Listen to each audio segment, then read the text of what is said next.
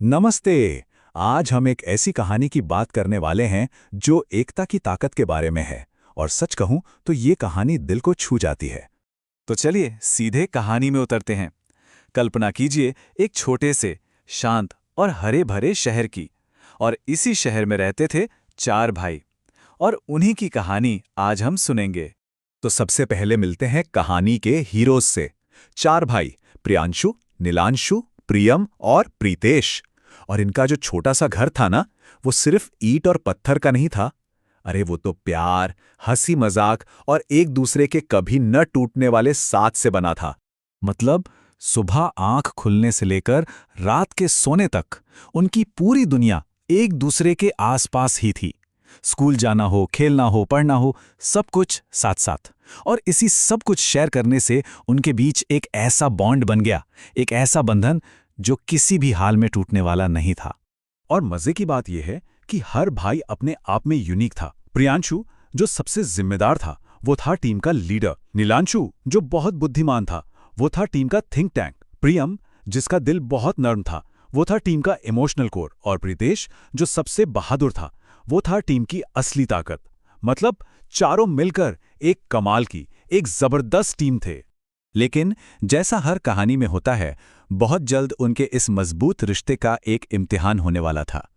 हुआ ये कि उनके इलाके में एक पुराना बिल्कुल वीरान पड़ा पार्क था और उसे फिर से ठीक करने के लिए, उसे एक नई जिंदगी देने के लिए मदद की गुहार लगाई गई। और जब ये चारों भाई उस पार्क में पहुंचे, तो वहां जो उन्होंने देखा, उसे देखकर सच में उनका दिल ही बैठ गया।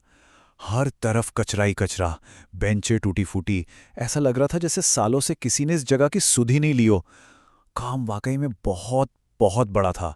तो जाहिर है, इतने बड़े चैलेंज को देखकर उनके मन में भी सवाल आया, क्या बस हम चारों मिलकर ये सब कर पाएंगे? ये काम सिर्फ मेहनत का नहीं था, इसके लिए कुछ और भी चाहिए था। और बस यहीं से कहानी असली मोड़ लेती है। हार मानने के बजाय उन्होंने फैसला किया कि वो इस चैलेंज का सामना करेंगे, अपनी अपनी ताकतों को एक साथ मिलाकर। और देखिए उन्होंने क्या कमाल का प्लान बनाया। ये सिर्फ हार्ड वर्क नहीं था, ये स्मार्ट वर्क था। प्रियांशु ने लीडर की तरह सबको काम बांटा। नीलांशु ने अपने दिमाग से एक बढ़िया स्ट्रैटेजी बनाई कि कैसे काम जल्दी होगा। प्रियम ने गाने गाकर सबका जोश बनाए रखा। और प्रीतेश ने अपनी ताकत से सारा भारी भरकम काम संभाल लिया। मतलब हर एक का रोल एकदम क्लियर और जरूरी था। अब जब इतनी मेहनत और इतने जोश से कोई काम हो, तो वो भला किसकी नजर में नहीं आएगा। उनका ये टीम वर्क, ये लगन धीरे धीरे पूरे मोहल्ले में एक मिसाल बनने लगी। तो जो काम सिर्फ चार भाइयों के जज्बे से शुरू हुआ था, वो देखते ही देखते एक छोटे से आंदोलन जैसा बन गया।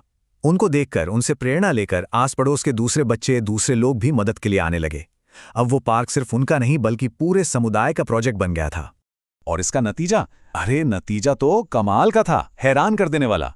कुछ ही दिनों के अंदर वो जगह जो कभी कूड़े का ढेर थी, आज बच्चों की हंसी और खुशियों से गूंज रही थी। ये उनकी एकता की, उनकी मेहनत की जीती जागती मिसाल थी। तो पार्क के उद्घाटन का दिन आया। चारों तरफ तालियां बज रही थी, सब उनकी तारीफ कर रहे थे। लेकिन उन सारों भाइयों के लिए असली इनाम वो चमकता हुआ पार्क नहीं था।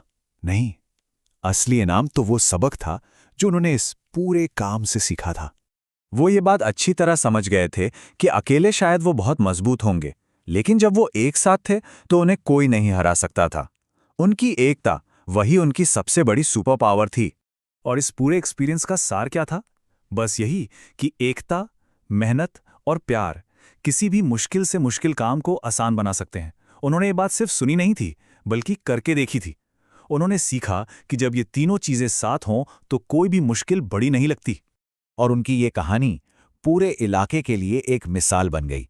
एक ऐसी मिसाल जो सबको याद दिलाती है कि भाईचारा सिर्फ खून के रिश्ते से नहीं होता, ये तो दिल का बंधन होता है, जो एक साथ मिलकर किसी अच्छे काम को करने से बनता है।